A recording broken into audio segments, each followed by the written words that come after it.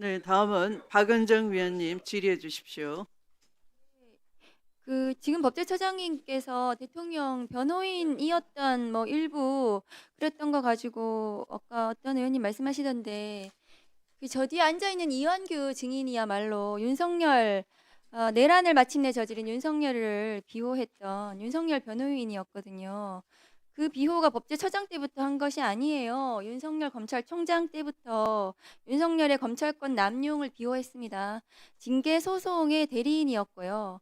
제가 수행한 감찰이 적법함에도 법무부 징계위 그리고 재판정에 나가서 끝없이 불법이다 찍어내기 감찰이라고 불법의 외양을 만드는데 주력한 장본인입니다. 그래서 서울중앙지검이 이 감찰이 불법이라고 수사를 하게 만든 사람이에요. 수사를 받는 것이 어떤 것인지 본인이 지금 내란으로 수사받고 있는데 증언을 거부하는 게 제가 기가 막힙니다. 저는 핸드폰도 모두 압수수색 당하고 비번도 풀고 공직자로서 제대로 저는 의무를 다 했거든요. 저분 법제처장이라는 고위공직에 와서 그 법제처장을 하셨는데 여기 나와서 왜 증언 거부하시고 선서도 거부하고 저러는 건지 제가 이해를 하지 못하겠습니다. 지난 윤석열 정권 3년은 법제처가 내란 정권, 법기술을 제공한 내란 부역 기관이었습니다. 검찰권 남용이 급기야 국민을 향하여 총뿌리를 겨누는 내란으로 이어졌고 이 수사권으로 용산의 위성정당으로 전락한 윤석열 검찰의 정적 죽이기에 동원된 시행령 통치 중에 하나죠. 한동훈 시행령 을 조력했던 법제처입니다. 그 과거를 반성하시기 바랍니다. 법제처장님, 시행령은 법률의 하위 규범이라고 헌법에도 명시되어 있는 거 맞습니까? 예, 맞습니다. 2022년 9월 당시에 윤석열의 법제처는 화면 올려주세요. 검사의 수사 범죄 범위에 대한 규정 시행령을 개정하면서 검찰 수사권 축소라는 검찰청법의 입법 취지를 완전히 바꿔놨습니다. 그런데 그래서 검찰의 무자비한 수사가 가능하게 만들었는데 법제처가 거기 조력했습니다. 당시 법제처의 입법 예고 기간을 40일인데도 불구하고 실제 17일로 줄여줬거든요.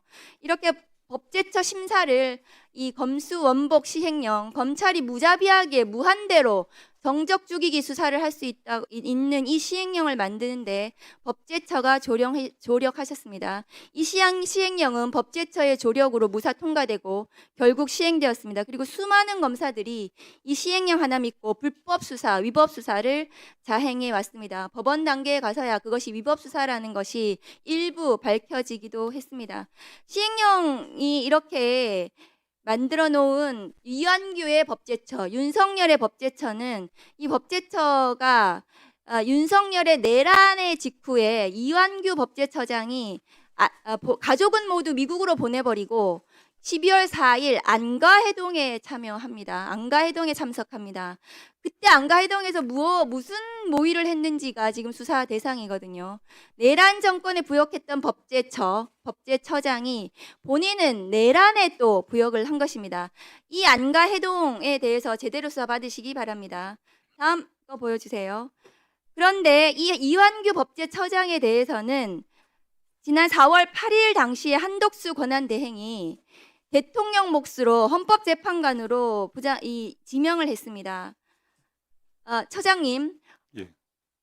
대통령 직무대행이 헌법재판관을 지명을 할 수가 있습니까? 법률적으로?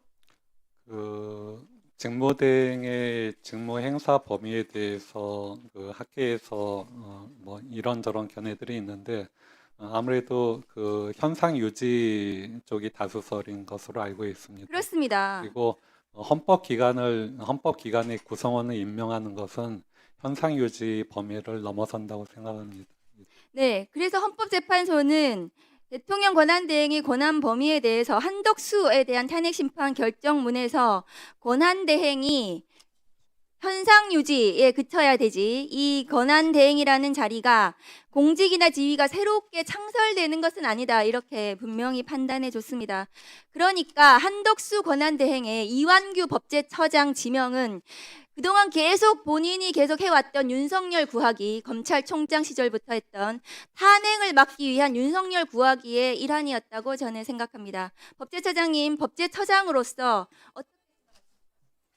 지금 한덕수 당시 국무총리가 현재 내란 방조 나아가서 재판부가 적극 가담한 것으로 공소장 변경을 요구했다고까지 할 정도로 내란에 관여돼 있는 지위에 있었고 그런 연장선상에서 아마 그 헌법재판소 구성원을 자신의 뜻대로 임명하려고 했던 것 아닌가 생각은 듭니다.